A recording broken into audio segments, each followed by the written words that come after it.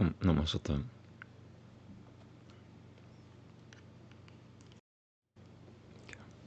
Mic check. Oh, 1 sec. Music.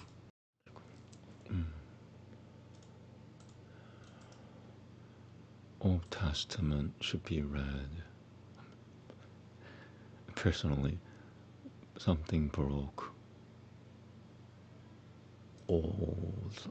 Okay, 50 years older recorded Baroque music for me. Okay.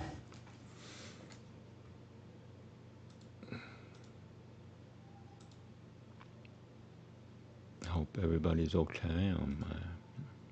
I'm sick as usual. If you go to my profile, it says I'm recovering, or I'm trying to heal from something I can't even heal.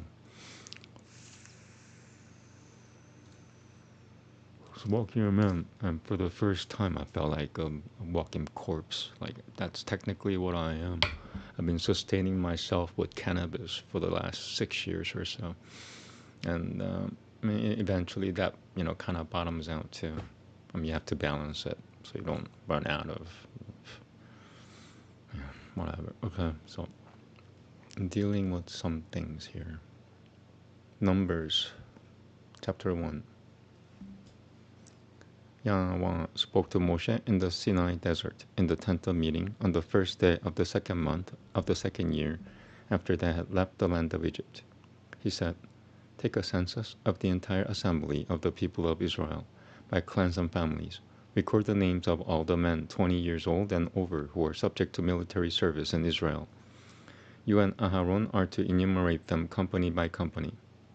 Take with you from each tribe someone who is head of a clan. These are the men to take with you. From Reuben, Elitzur, the son of Shedeur. From Shimeon, Shulomiel, the son of Zurishadai. From Yehuda, Nachshon, the son of Aminadav. From Issachar, Nathaniel, the son of Joai. From Zebulun, Eliav, the son of Helon, of the children of Joseph. From Ephraim, Elishama, the son of Ammihud. From Manasseh, Gamaliel, the son of Pedachul. From Binyamin, Abidan, the son of Gideoni. From Dan, Achiezer, the son of Ammishaddai. From Asher, Pagiel, the son of Okron. From Gad, Eliasaph, the son of Deuel. From Naphtali, Achira, the son of Enan. These are the ones called from the assembly, the chiefs of their fathers' clans and heads of thousands in Israel. So Moshe and Aharon took these men who had been designated by name, and on the first day of the second month, they gathered the whole assembly to state their genealogies by families and clans, and recorded the names of all those 20 years old and over, as well as their total numbers. Moshe counted them in the Sinai desert, just as Yahweh had ordered him. The men 20 years old and over who were subject to military service were recorded by name, family, and clan, starting with the descendants of Reuben, Israel's firstborn. Here are the totals. Descendants of Reuben, 46,500. Descendants of Shimeon, 59,300. Descendants of Gad, 45,650. Descendants of Yehuda, 74,600. Descendants of Issachar, 54,400. Descendants of Zebulun, 57,400. Descendants of Ephraim, 40,500. 40,500. Descendants of Manasseh, 32,200. Descendants of Binyamin, 35,400. Descendants of Dan, 62,700. Descendants of Asher, 41,500. Descendants of Naphtali, 53,400. Moshe, Aharon, and the 12 leaders of Israel Each from a clan counted the people of Israel by their clans, those 20 years old and over, eligible for military service in Israel, and the grand total came to 603,550. But those who were Levim, according to the clan of their fathers, were not counted in the census, because Yahweh had told Moshe, "Do not include the clan of Levi when you take the census of the people of Israel. Instead, give the Levim charge over the tabernacle of the testimony, its equipment and everything else connected with it. They are to carry the tabernacle and all its equipment, serve in it, and set up their camp around it. When the tabernacle is to be moved onward, it is the Levim who are to take it down and set it up in the new location. Anyone else who involves himself is to be put to death. The rest of Israel are to set up camp company by company, each man with his own banner. But the Levim are to camp around the tabernacle of the testimony, so that no anger will come upon the assembly of the people of Israel. The Levim are to be in charge of the tabernacle of the testimony." This is what the people of Israel did. They did everything that Yahweh had ordered Moshe.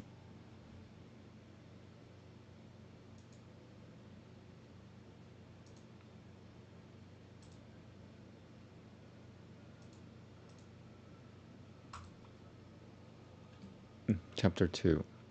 Yahweh said to Moshe and Aaron, "The people of Israel are to set up camp by clans, each man with his own banner and under his clan symbol.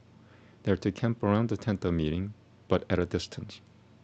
Those camping on the east side toward the sunrise are to be under the banner of the camp of Yehuda. They are to camp according to companies. By tribe and leader they are as follows: Yehuda, Nachshon the son of Aminadav, 74,600. Issachar, Nathaniel the son of Zoar, 54,400. Zebulun, Eliab the son of Helon, 57,400. Total, 186,400. This group is to set out first. Those camping on the south are to be under the banner of the camp of Reuben. They are to camp according to companies. By tribe and leader they are as follows: Reuben, Elitzur the son of Shediel, 46,500. Shimeon, Shelumiel the son of Zurishaddai, 59,300. Gad, Eliasaph the son of Ruel, 45,650. Total, 151,450. This group is to set out second. Then the tent of meeting with the camp of the Levim will set out with the other camps in front and behind. They will go in the same order as their camps are set up. Each man will go forward in his position under his banner. Those camping on the west are to be under the banner of the camp of Ephraim. They are to camp according to companies. By tribe and leader they are as follows: Ephraim, Elishama the son of Amihud, 40,500. Menashe, Gamaliel the son of Pedatzur, 32,200. Binyamin, Abidan the son of Gideoni, 35,400. Total, 108,100. This group is to set out third. So much going on. Those camping on the north are to be under the banner of the camp of Dan. They are to camp according to companies. By tribe and leader they are as follows: Dan, Akizer the son of Ammishaddai, 62,700. Asher, Pagiel the son of Okran, 41,500. Naphtali, Achira the son of Enan, 53,400. Total, 157,600. This group is to set out last with their banners. These are the ones counted from the people of Israel by clans. The total number recorded in the camps, company by company, was 603,550. 603,550. My mouth doesn't move. But as Yahweh ordered Moshe, the Levim were not counted with the rest of Israel. The people of Israel did everything Yahweh had ordered Moshe. They set up camp under their banners, and they set out, each according to his family and clan.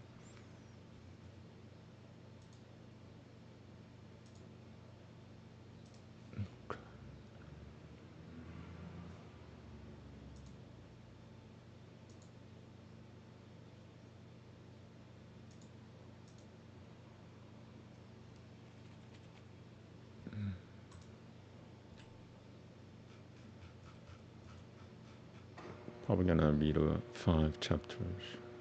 Chapter 3.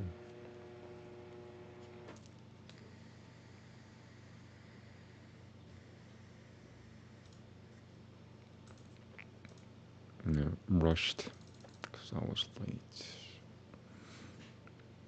Fine.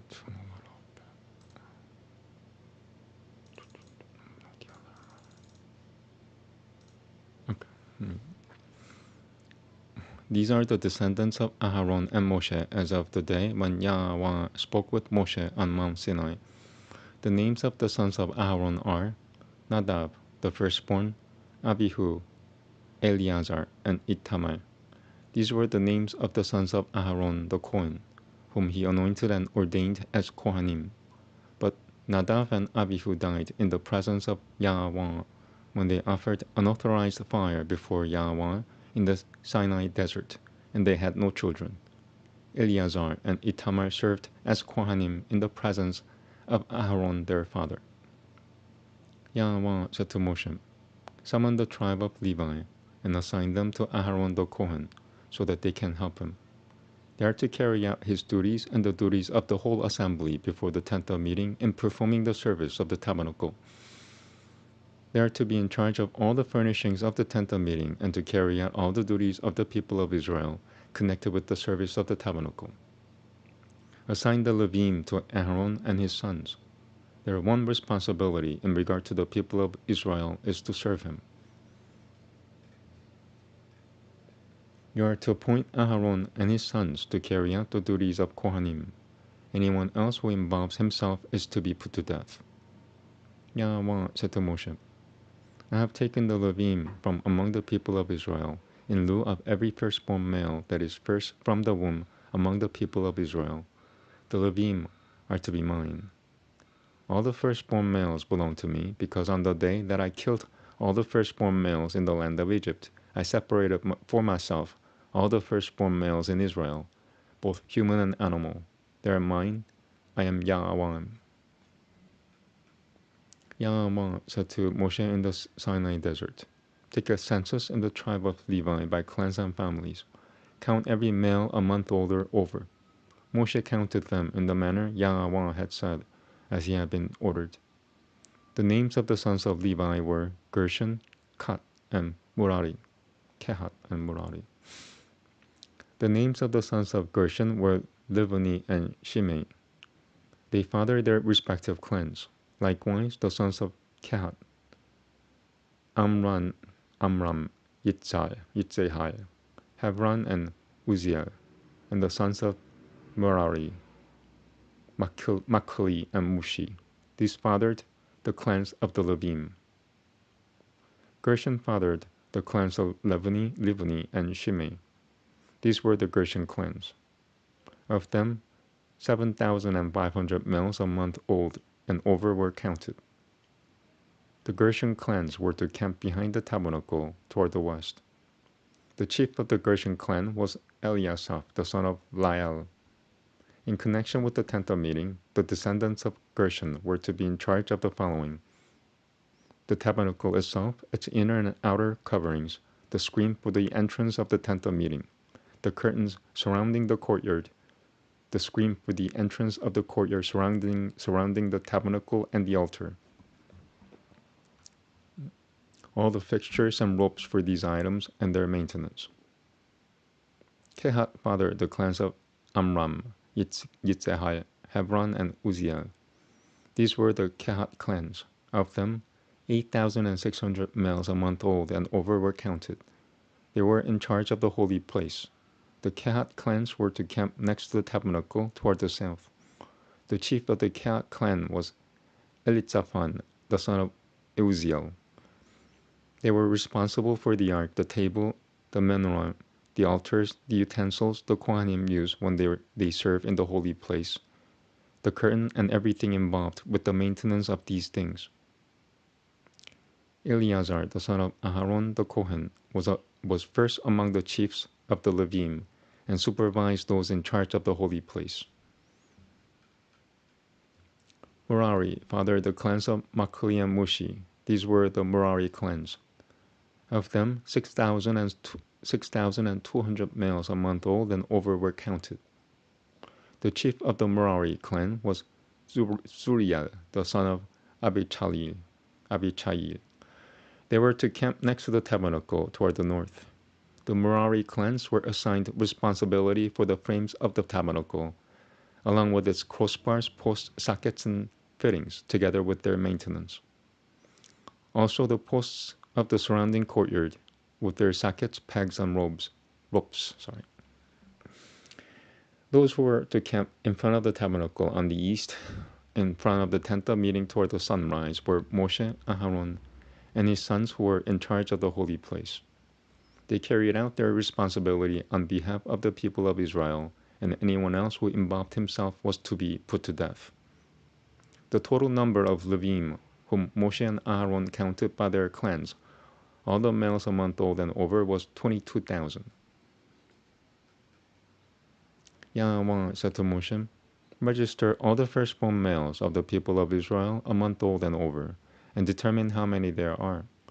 Then you are to take the Levim for me, Yahweh, in place of all the firstborn among the people of Israel, and the cattle of the Levim in place of the firstborn of the cattle belonging to the people of Israel." Moshe counted, as Yahweh had ordered him, all the firstborn among the people of Israel. The total number of firstborn males registered, a month old and over, of those who were counted was 22,273. Ow, that really hurt.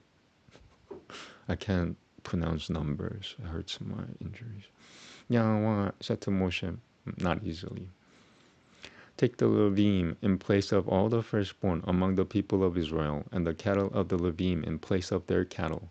The Levim are to belong to me, Yahweh." Since there were 273 more firstborn males from Israel than male Levim, in order to redeem them, you are to take 5 shekels for each of these. Use the sanctuary shekel, which is equal to 20 gerahs.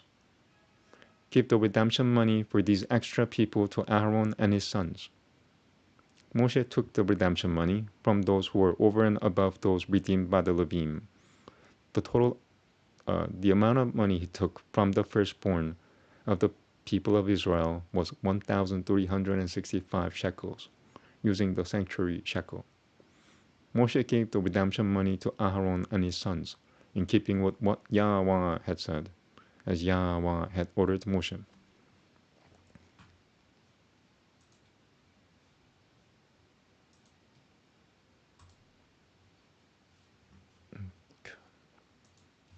You know what? I'll make a habit of just changing the chapters. The website takes forever to load. So, okay.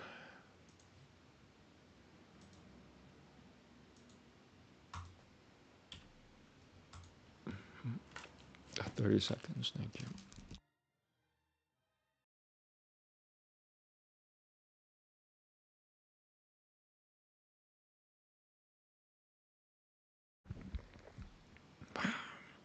Look at that smoke. You can't even see my face. The devil. Sorry. Chapter 4. Yahweh said to Moshe and Aaron, take a census of the descendants of Kehat, who are among the descendants of Levi, by clans and families, all those from 30 to 50 years old. These will enter the corps doing the work in the tent of meeting. Here is how the descendants of Kehat are to serve in the tent of meeting and deal with the especially holy things. When the time comes to break camp, Aharon is to go in with his sons, take down the curtain which serves as a screen, and cover the Ark of the Testimony with it. On that, they are to place a covering of fine leather, and on top of that spread an all-blue cloth. Then they are to insert the carrying poles. On the table of showbread, they are to spread a blue cloth and place on it the dishes, incense pans, offering bowls and pitchers. The perpetual bread is to remain on the table.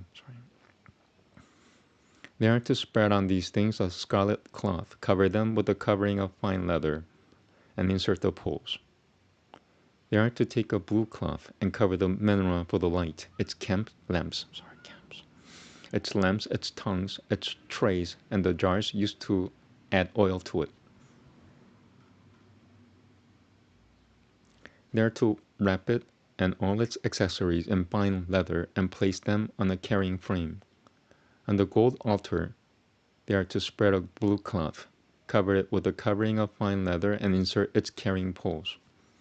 They are to take all the utensils they use when serving in the sanctuary and put them in a blue cloth, cover them with fine leather, and place them on a carrying frame. After removing the greasy ashes from the altar, they are to spread a purple cloth over it and place on it all the utensils required for their altar service: the fire pans, meat hooks, shovels, basins, and other utensils for the altar. Then they are to spread over it a fine leather covering and insert its carrying poles. When Aaron and his sons have finished covering the holy furnishings and all the holy utensils, when the camp is about to move forward, then the descendants of Kehat are to come and carry them. But they are not to touch the holy things so that they won't die.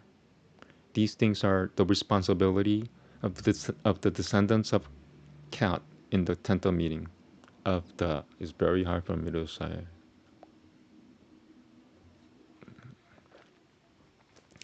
Eleazar, the son of Aharon the Kohen, is to be responsible for the oil for the light, the fragrant incense, the continuing grain offering, and the anointing oil. He is to be in charge of the entire tabernacle and everything in it, including the sanctuary and its furnishings. Yahweh said to Moshe and Aaron, "Do not cut off the clan of Kehat from among the Levim. Rather, do this for them, so that they will live and not die.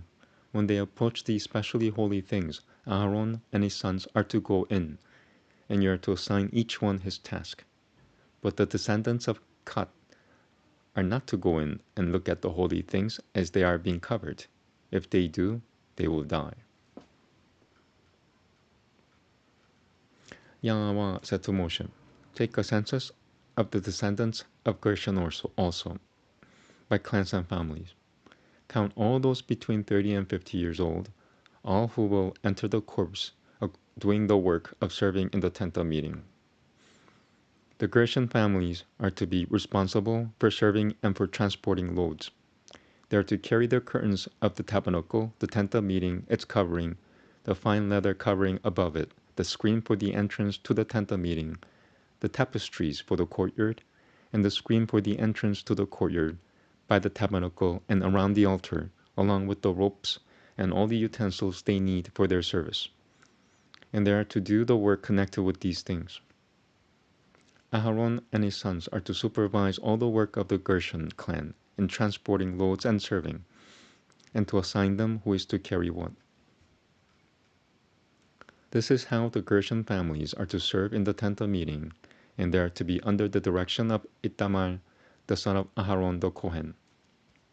As for the descendants of Merari, take a census by clans and families of all those between 30 and 50 years old, all who will be in the corps doing the work of serving in the tent of meeting.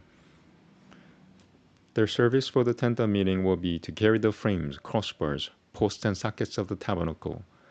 Also the posts for the surrounding courtyard with their sockets, tent pegs, ropes, and other accessories, and everything having to do with their service. You are to assign particular loads to specific persons by name. This is how the Merari families are to serve in the tent of meeting, directed by Itamar, the son of Aharon the Kohen. Moshe, Aharon, and the community leaders took a census of the descendants of Kehat by their clans and families, all those between 30 and 50 years old who were part of the corps serving in the tent of meeting. Registered by their families, They numbered 2,750. These are the ones counted from the cut families of all those serving in the tent of meeting, whom Moshe and Aharon enumerated, in keeping with the order given by Yahweh through Moshe. The census of the census, I can't even say census. The census of the, just, I definitely cannot say descendants. Why is, I've run out of cannabis, so I'm not using it as much. I'm using like 10%, if that, not even 2% of my normal use. So yeah, I can't say certain, I can't even walk, without cannabis. With that being said, I want to do at least 42 minutes per, these sessions, but I might end this earlier. I don't know. We'll see. 34. Moshe, Aharon, and the, wait. I was, here. 38. The census of the descendants of Gershon by their clans and families, all those between 30 and 50 years old who were part of the corps serving in the tent of meeting, yielded 2,630 registered by their clans and families. These are the ones counted from the families of the descendants of Gershon, of all those serving in the tent of meeting, whom Moshe and Aharon enumerated, in keeping with the order given by Yahweh. The census of the families of the descendants of Merari, by their clans and families, all those between 30 and 50 years old who were part of the corps serving in the tent of meeting, yielded 3,200 registered by their families. These are the ones counted from the families of the descendants of Merari, whom Moshe and Aharon enumerated, in keeping with the order given by Yahweh through Moshe. The census of the Levim, whom Moshe, Aharon, and the leaders of Israel enumerated by their clans and families, all those between 30 and 50 years old who were part of those working to serve and working to carry loads in the tent of meeting, yielded a total of 8,580 persons. 8,580, that hurt, 80%. According to Yahweh's order, they were anointed by Moshe, each one to his specific service or work. They were also enumerated as Yahweh had ordered Moshe. I want to keep reading. Oh wait, I forgot to, that's a problem with changing the chapter, is I forget. Alright, so maybe I'll just leave the dots. So this was chapter 4. Okay, I'm okay. Yeah, what you're watching is a man without cannabis who should have died 6 years ago, but cannabis saved me. I guess not always reliable. I don't have it. I have 5% of how much I usually have. Okay, chapter 6.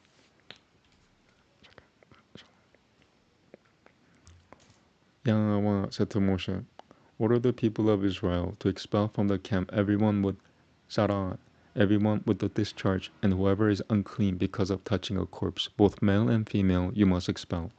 Put them outside the camp so that they won't defile their camp where I live among you. The people of Israel did this and put them outside the camp. The people of Israel did what Yahweh had said to Moshe. Yahweh said to Moshe, tell the people of Israel, when a man or woman commits any kind of sin against another person and thus breaks faith with Yahweh, he incurs guilt. He must confess the sin which he has committed, and he must make full restitution for his guilt, and 20% and add 20% and give it to the victim of his sin.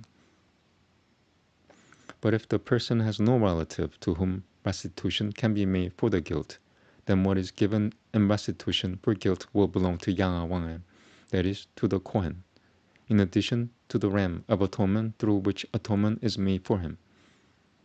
Every contribution which the people of Israel consecrate and present to the Kohen will belong to him. Anything an individual consecrates will be his own, but what a person gives to the Kohen will belong to him. Yahweh said to Moshe, tell the people of Israel, if a man's wife goes astray and is unfaithful to him, that is, If another man goes to bed with her without her husband's knowledge, so that she becomes impure secretly, and there's no witness against her, and she was not caught in the act, then, if a spirit of jealousy comes over him, and he is jealous of his wife, and she has become impure, or, for that matter, if the spirit of jealousy comes over him, and he is jealous of his wife, and she has not become impure, he is to bring his wife to the Kohen, along with the offering for her, 2 quarts of barley flour, on which he has not poured olive oil or put frankincense, because it is a grain offering for jealousy, a grain offering for remembering, for recalling guilt to mind, for recalling guilt to mind. The Kohen will bring her forward and place her before Yahweh. The Kohen will put holy water in a clay pot, and then the Kohen will take some of the dust on the floor of the tabernacle and put it in the water.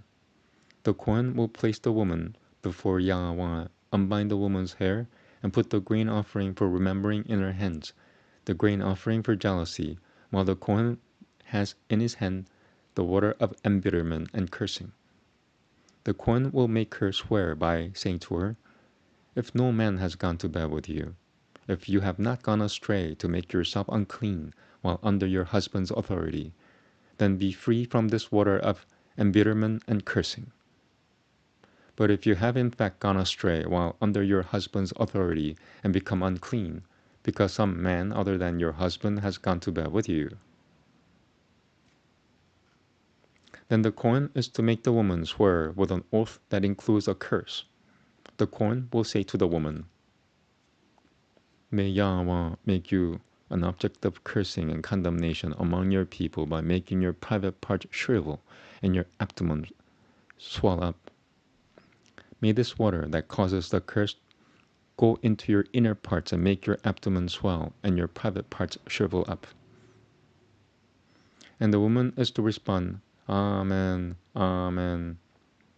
The Kohen is to write these curses on a scroll, wash them off into the water of embitterment, and make the woman drink the water of embitterment and cursing. The water of cursing will enter her and become bitter. Then the Kohen is to remove the grain offering for jealousy from the woman's hand, wave the grain offering before Yahweh, and bring it to the altar. The Kohen is to take a handful of the grain offering as its reminder portion and make it go up in smoke on the altar. Afterwards, he is to make the woman drink the water. When he has made her drink the water, then, if she is unclean and has been unfaithful to her husband, the water that causes the curse will enter her and become bitter, so that her abdomen swells and her private parts shrivel up, and the woman will become an object of cursing among her people. But if the woman is not unclean but clean, then she will be innocent and will have children. This is the law for jealousy. When either a wife under a husband's authority goes astray and becomes unclean, or the spirit of jealousy comes over a husband and he becomes jealous of his wife, then he is to place the woman before Yahweh, and the Kohen is to deal with her in accordance with all of this law. The husband will be clear of guilt, but the wife will bear the consequences of her guilt.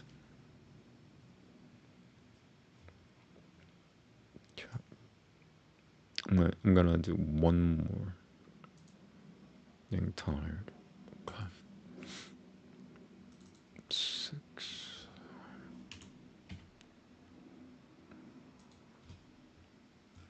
Yeah, final chapter.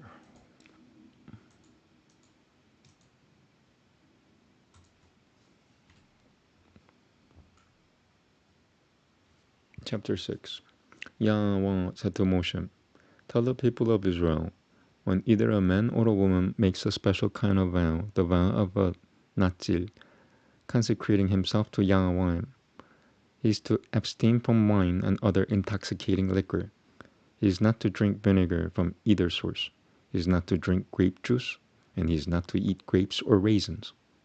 As long as he remains a Natzil, he is to eat nothing derived from the grapevine, not even the grape skins or the seeds. Throughout the period of his vow as a Natzil, he is not to shave his head. Until the end of the time for which he has consecrated himself to Yahweh, he is to be holy. He is to let the hair on his head grow long. Throughout the period for which he has consecrated himself to Yahweh, he is not to approach a corpse.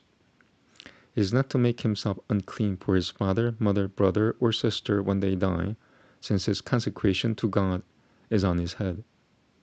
Throughout the time of his being a Natsir, he is holy for Yahweh. If someone next to him dies very suddenly so that he defiles his consecrated head, then he is to shave his head on the day of his purification. He is to shave it on the 7th day. On the 8th day, he is to bring 2 doves or 2 young pigeons to the Kohen at the entrance to the tent of meeting. The Kohen is to prepare one as a sin offering and the other as a burnt offering, and thus make atonement for him, inasmuch as he sinned because of the dead person. That same day he is to reconsecrate his head. He is to consecrate to Yahweh the full period of his being a Natsir by bringing a male lamb in its first year as a guilt offering. The previous days will not be counted because his consecration became defiled. This is the law for the Natsir when his period of consecration is over. He is to be brought to the entrance of the tent of meeting, where he will present his offering to Yahweh, 1 male lamb in its first year without defect as a burnt offering, 1 female lamb in its first year without defect as a sin offering, 1 ram without defect as peace offerings, a basket of matzah, loaves made of fine flour mixed with olive oil, unleavened wafers spread with olive oil, their grain offering and their drink offerings. The Kohen is to bring them before Yahweh, offer his sin offering, his burnt offering, and his ram as a sacrifice of peace offerings to Yahweh, with the basket of matzah. The Kohen will also offer the grain offering and drink offering that go with the peace offering. The Natsir will shave his consecrated head at the entrance to the tent of meeting, take the hair removed from his consecrated head, and put it on the fire under the sacrifice of peace offerings. Last chapter, my injury is getting to me.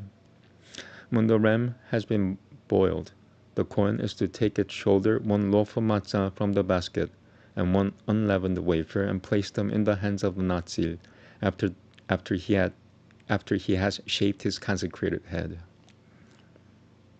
The Kohen is to wave them as a wave offering before Yahweh. This is set aside for the Kohen along with the breast for waving and the raised up thigh.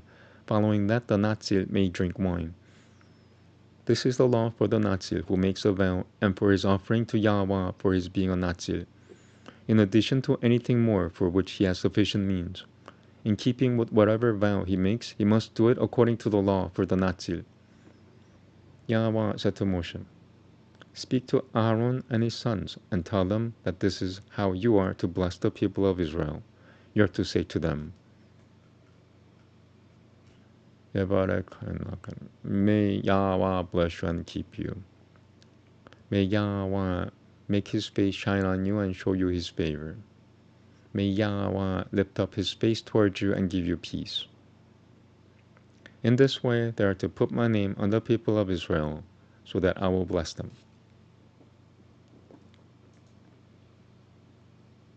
Now I want to read another chapter. Isn't that funny? 7. Oh, it's really long though. Yeah, forget it. Nope, I am not reading this. This is what this is torture. Like if I 89 verses, 15 to 20 minutes. No, thank you. Okay, I'm done. Thank you very much. Have a good day. Wednesday is what do you call it? My half Sabbath, my lazy day. So I'm doing just 2 things. This is the last one. So I'm done. Thank you. Have a good day. Na shakat. Na shalom.